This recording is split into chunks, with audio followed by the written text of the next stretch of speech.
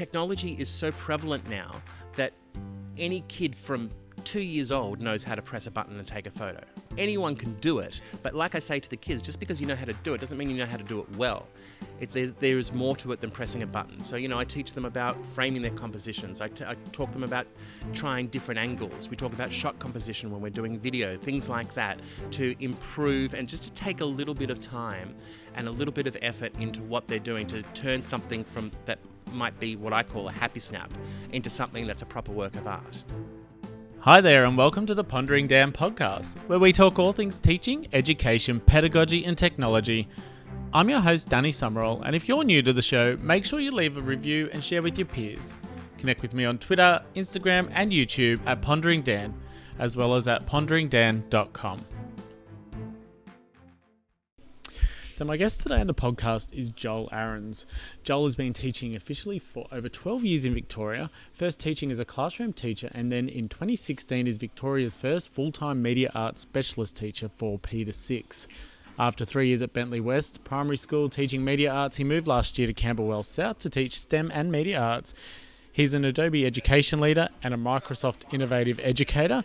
His passion is pushing kids creatively. So I'm really thankful to have Joel here with me today. Hi, Joel. Hey, Dan, how you doing? Yeah, good. So we've crossed paths a few times over the last few years, and we've interacted a fair bit through Twitter and Facebook and all of that sort of stuff. And I think when I first started teaching media arts at the beginning of last year, I reached out and got a bit of help from you, which was wonderful. So thank you again for that. Yep.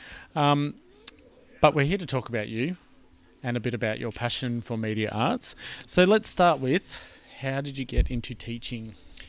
Well, it was around 2003, I decided to go to Taiwan.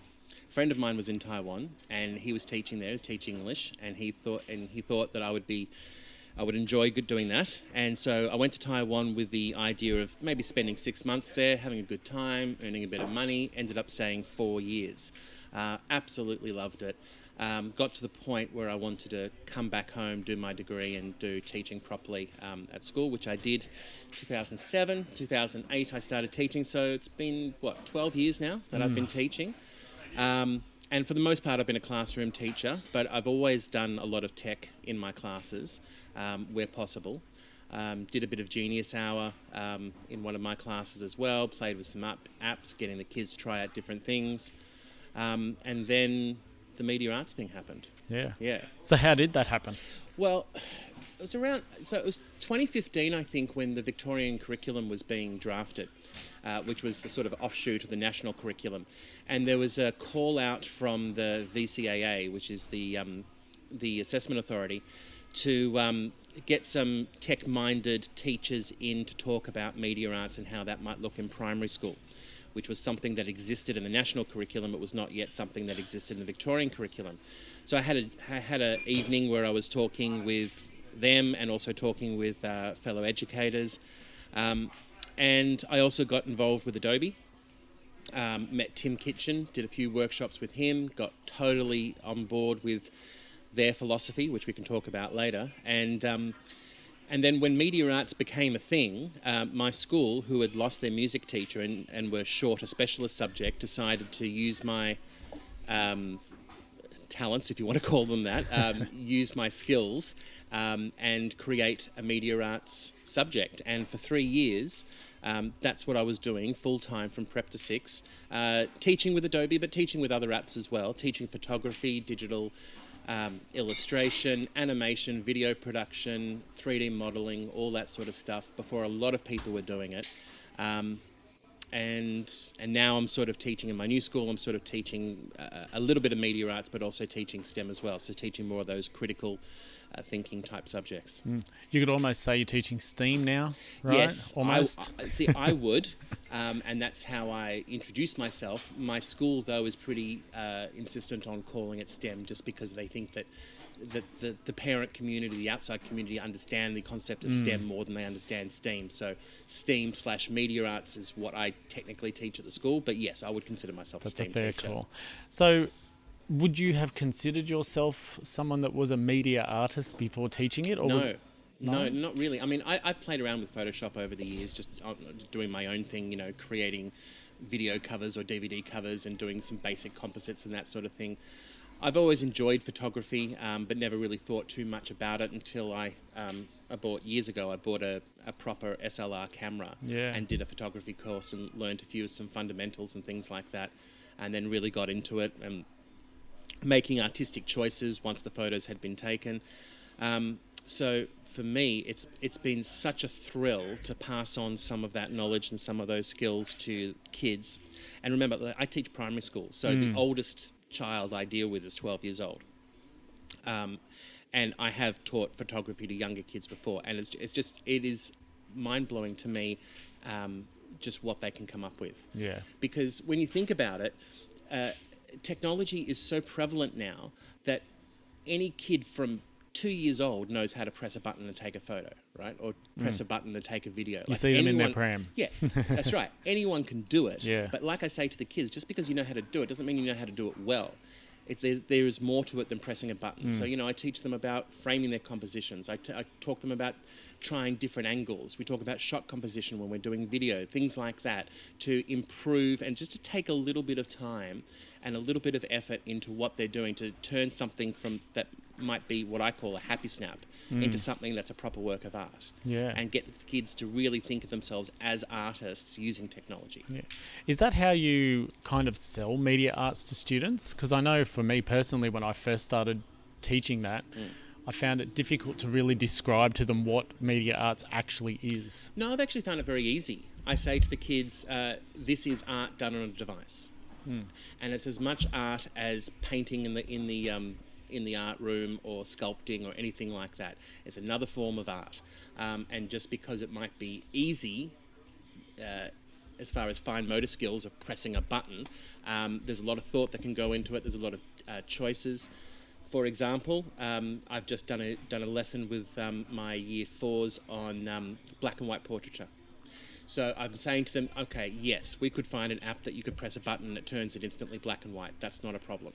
But I want to teach you about shadows, lights, vibrance. I want to tell you about contrast. I want to tell you about vignettes. I want to show you all these different choices that you can make. So you're essentially making your own filter. And that every photo is different. So depending on the light, depending on the shadow, depending on the subject, you might have a different preset or different choices that you make, different levels that you put it at for every photo. So you can't just repeat it for each one. So just telling them about that sort of thing and giving them those sort of ideas really enhances what they come up with. Yeah. And they can take it to so many places. It's not just for media arts anymore once you teach those skills. And I've always been really firm on that with not just the kids, but with the staff at my school as well. I say, look, the kids are learning these skills which are so transferable in the classroom. When I was teaching graphic design, for example, I would say to the kids, no one really tells you how to make a poster. People just assume that kids know how to make a poster. And I must have seen in my career, same as you, thousands of posters, right? And not all of them are good. And I say to the kids that the whole purpose of a poster is to communicate a message, right? And if it's confused, if it's jumbled, if there's not enough information or there's too much information or there's no sort of logical sequence to how this poster looks or where the eye's supposed to go, then I don't care how many fancy colours you've used or what kind of glitter that you've used, you failed at making a good poster. Yeah. It's all about communication. Same with photography, if you think about it, same with video. So instead of the kids always presenting as a poster or a PowerPoint or something like that, get them to make a video. We've just done all this stuff in class about how to shoot a good video. Yeah. So they've got the skills, they just need the opportunity to be allowed to use it in class. Yeah, absolutely, and I totally agree. One thing I wanted to ask about, I was kind of lucky because when I started doing media arts as part of my STEAM program last year, I knew that you taught media arts. I'd seen your blog and I knew you had the book as well, which was Confessions of a Media Arts Teacher, which that's also the name of your website. It is. Who helped you at the start? Obviously your book wasn't around then. So where did you get the inspiration? What was difficult for you? And well, no one really. I had to. No one was doing media arts the way that I was doing it back in 2016 as a full-time subject for 4 terms for kids as young as 5 years old to as old as 12. So I sort of had to think about, okay, 4 terms, photography in one, video in another, animation in another one, and graphic design in another one.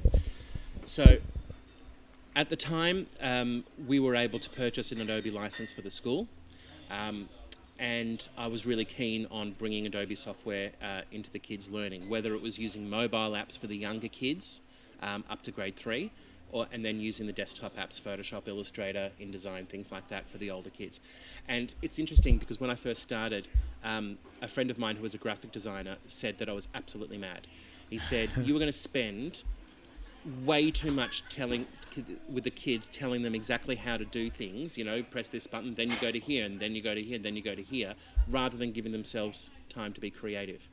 He was a graphic designer. He knew what he was talking about, but he wasn't a teacher. Yeah. So he didn't know what I knew, which was it's not going to take the kids that long to figure it out. Photoshop's a good example, right? You can you can talk about Photoshop as in it's a program that's taught with layers. It's one thing on top of another, right? So it might be an adjustment layer, or it might be another picture altogether that you're creating a composite. And so I would have 3 sort of laminated sheets, one that has a block of text, one that has a background photo, and one that has a shape, and just showing how one goes on top of the other. And if you've got one in the wrong order, then you can't see it. It doesn't mean it's not there. It means you can't see it. And showing them like that, okay, now I get what Photoshop can do. Yeah. And of course, there are millions of things that Photoshop can do, and I don't even know half of them. I would not consider myself an expert, but I know enough to be able to teach kids at that age projects that will help them with their photography.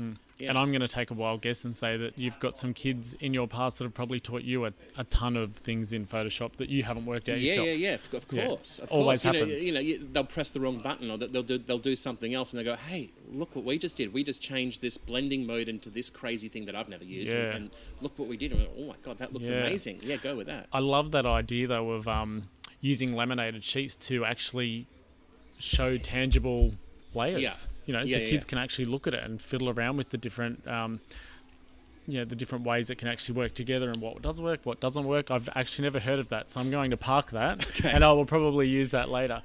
So no one really helped me, is what I'm saying. I mean, obviously, if I'm teaching with Adobe products, there is plenty of resources, like the Adobe Education Exchange, which is amazing. So many courses that you can do for free.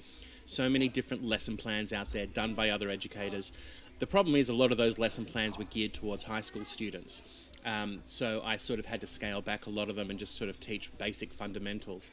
But yeah, I just created it myself. And, some things didn't work. Some things were a little too complex for the kids. And some things really did, and I still teach them to this day. I've done the same lesson, 4 times over because it's just been such a great popular lesson. Yeah, no, that's great. And so obviously that led to you becoming an Adobe Education Leader.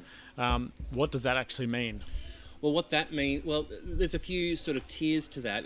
The Adobe Education community is not the only one that I'm part of, but it's probably the one that I most connect with, because it's all about creativity, right? And to me, that is the absolute pleasure of my teaching, is seeing what the kids can come up with creatively. So it's a lot of creative types talking about what they've done in the classroom and sharing what they've done, and it's just been amazing. When you first get involved with Adobe, you can become a campus leader, which basically means that you're an educator that shares and promotes Adobe software and Adobe lessons in your own institution.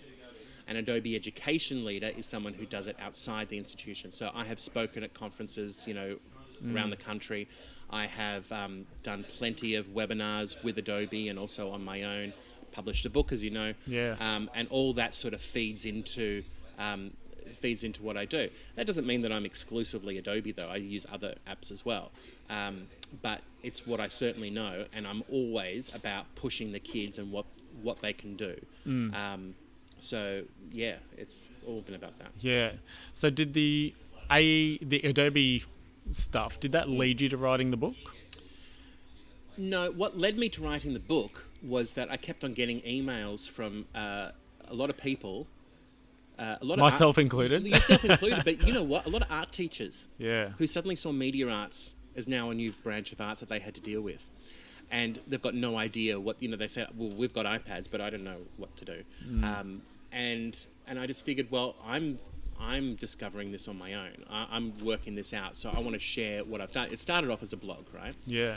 And just feeding through, the Adobe stuff that I've done, but also other apps that are free to use that don't cost anything, and just explaining my thought process, going through reflections on each lesson, and yeah, got a lot of really good positive feedback on that. Some teachers came to visit me and came to observe different classes and took a whole lot back. So the blog was really just about me wanting to share my journey, really, from starting from absolute scratch to having a pretty solid full year curriculum for ages 5 to 12. Yeah. Yeah. And it is a brilliant blog.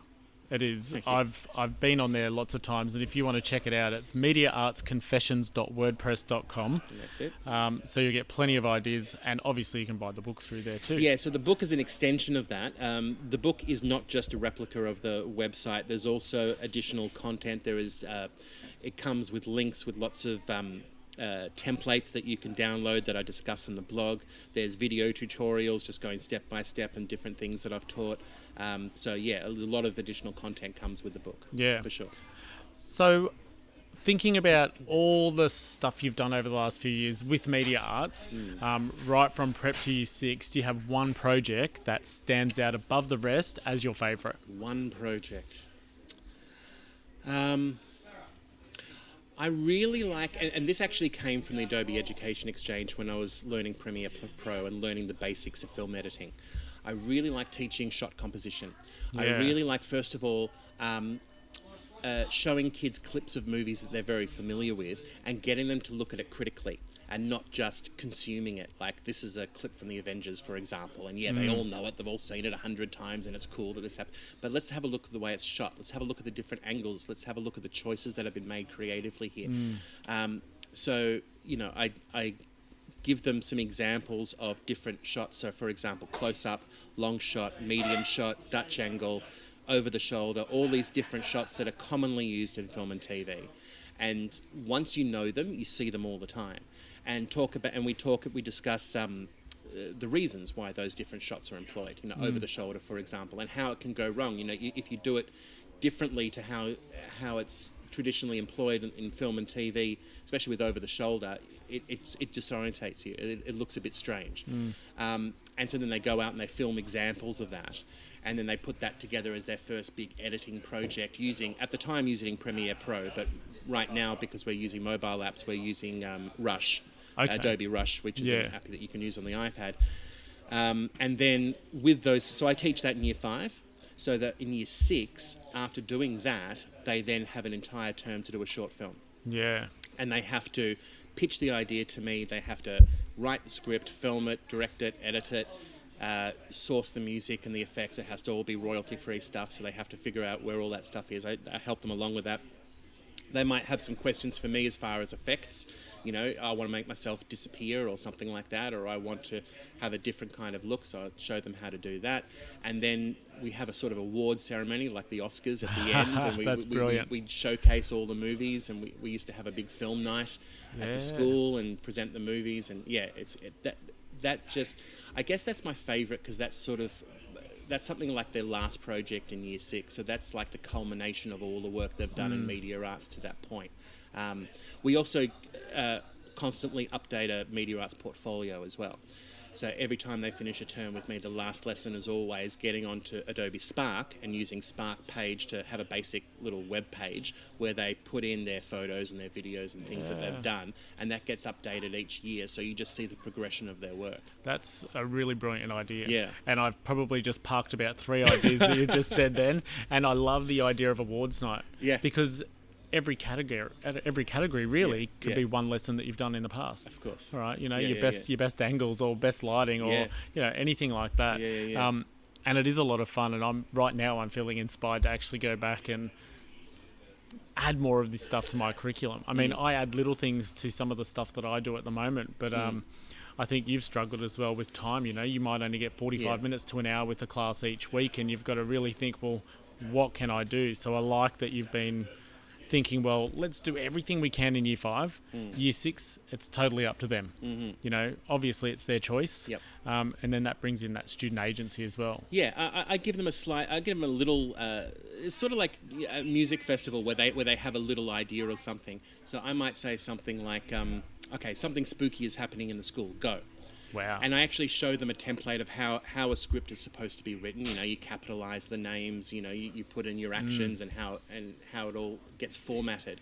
And then when they finish, they show me the script, but I only just really scan through it to see that they've done enough and they've done a fairly good job of it. But I actually don't want to know the story until they've actually finished the film, because what I always say to the kids is I want to see it cold, because that way you'll get my honest reaction of whether I think the film works. Because it might make sense to you. You guys wrote it all, but if it's all just a mishmash of you guys mucking around outside and having fun with a loose story, if the audience doesn't get it, then it's not really a good movie. It's just similar to the poster idea, right?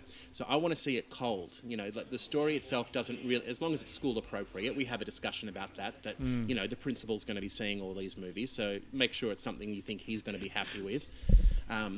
But, you know, I've had kids who really go that extra mile. You know, they've actually brought in costumes, they've brought in fake blood, they've put in face makeup and all that sort of thing because they're doing something spooky or whatever. And it's just been awesome to see. Yeah. It's just the extra effort that they go to really try and make their movies sort of pop and appeal to people. And it makes you realise that the learning isn't just about the movies anymore.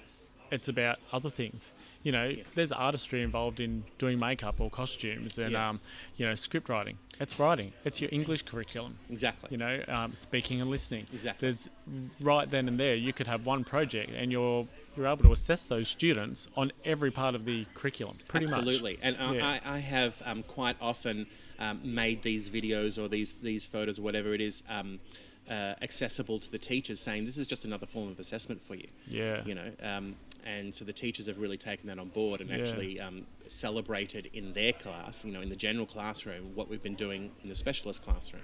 And you're absolutely right. Like as specialist teachers, we only have a limited time per week. So it can be very, very tricky to have enough time to do all this sort of stuff. I have often, when there's been school events and, you know, classes have missed a Tuesday or something like that, so I don't get that class for a Tuesday, they're a week behind everybody else. I've often given up my planning time to have them in the classroom because I know that they need that extra lesson for the project that we're doing. No, it's brilliant. Happens a lot. Yeah. So my next question, so you've talked about, you know, one of your standout lessons, and you're obviously up to date with what's happening with technology. Reasonably.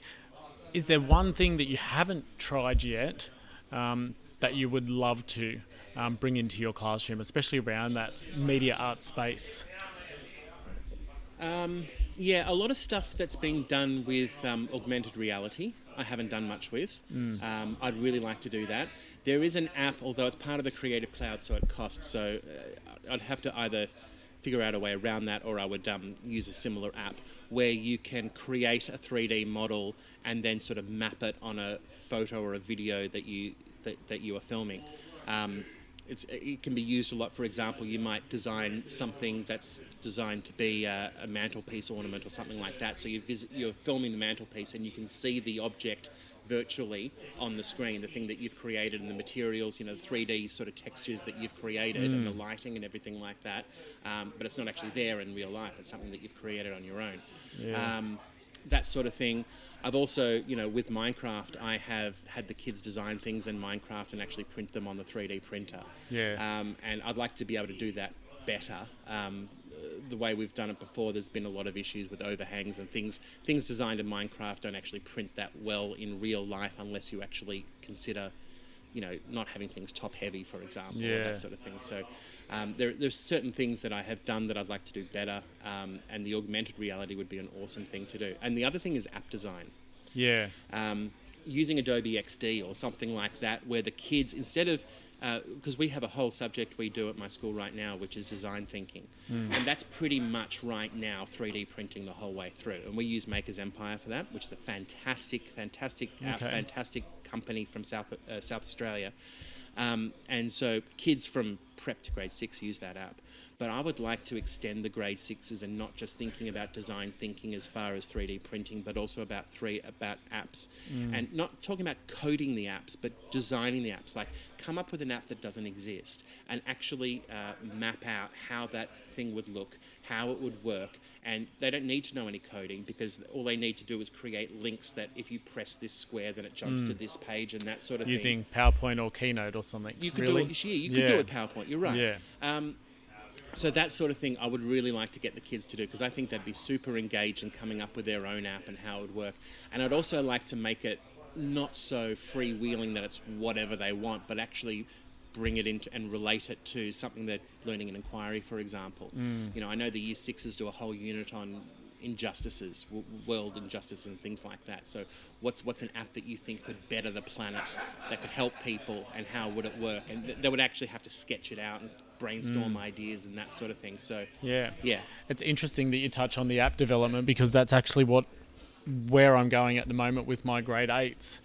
This is the first time I've taught secondary students, and I had to come up with something that matched the Digitech curriculum. And I was doing one of the CSER MOOCs online, and they have one specifically for app development for grades 7 and 8. right. So I'll have to keep you posted about my journey with that, because I'm learning it with the kids. But sounds like our thinking is very similar with that, which is pretty exciting, actually. So I might pop a link for that MOOC in the description for the podcast episode as well, so people can have a look at it. And you can also, Joel, if you want to. So before we wrap up, I wanted to ask a little bit about, well, actually we talked about it before we started recording, a bit about your philosophy. Yeah. Well, my philosophy, like I've already touched on it a bit, that we shouldn't be underestimating kids. Like, I have taught Photoshop to kids as young as 8 years old. And I don't believe that the software should get in the way of the kids being creative. Yeah. So my philosophy is basically never underestimate what kids can do. And I usually have kids working in pairs or in groups. So no one's by themselves in grade 4 on Photoshop. Like, they're with a partner. They have me to help them if there's something they don't know how to do. But my whole thing is, okay, kids, you tell me what it is that you're trying to accomplish, and I'll show you how to do it. I'll show you those tech things about where the filter is or what layer you're supposed to use or whatever. I can show you those little things. But the imagination is what comes out of the kids, right? Yeah. They come up with things that I wouldn't think of. So, for example, I've recently had a kid in my class who's in grade 3, and I was showing them Photoshop Mix, which is a free app which basically does Photoshop compositing. It's through Adobe. And she had this idea, and she took a close-up photo of a metal, like a one-hole metal sharpener. Nice close-up photo of that. And then she got someone to take a photo of herself sort of sprawled on the ground, and then cut herself out and inserted herself in the sharpener like she was trying to escape. Now, you can't teach that. That's brilliant. And I wouldn't have thought of that. I didn't even know where she was going when she was getting all that done. So that's what gives me the biggest joy, right? Is to see the things that kids come up with some instruction from me about how to get it done. The how-to is not the important thing for me; it's the end product. Yeah, because that's what art's all about, isn't it? Exactly. Yeah. No, that's brilliant. Well, thank you so much for being part of the show today, Joel. Pleasure. You can find Joel on Twitter at Joel Aarons. At Mr. Joel Aarons. Mr. Joel Aarons, I apologise. Yes. And remember to check out his website as well, mediaartsconfessions.wordpress.com. If you have any questions for Joel or I about today's episode, you can get in touch with me at dan@ponderingdan.com. And once again, to help the podcast grow, just like it, subscribe it, rate it, and share it. But do you have any parting words, Joel? Just always be pushing the kids. Always expect more from them than what they think they're capable of. And just celebrate their artistic creativity however it goes, because as I say to them, in art there is no right or wrong. It's whatever the artist is trying to accomplish, and if the kids are accomplishing what it is they're looking out for, then you can only celebrate that. Yeah, I love that. Big time celebrating creativity. Absolutely. Yeah. All right. Well, thanks again, Joel. Thanks, Dan. No worries. And that's all for this episode. Until next time, I'm Danny. Bye.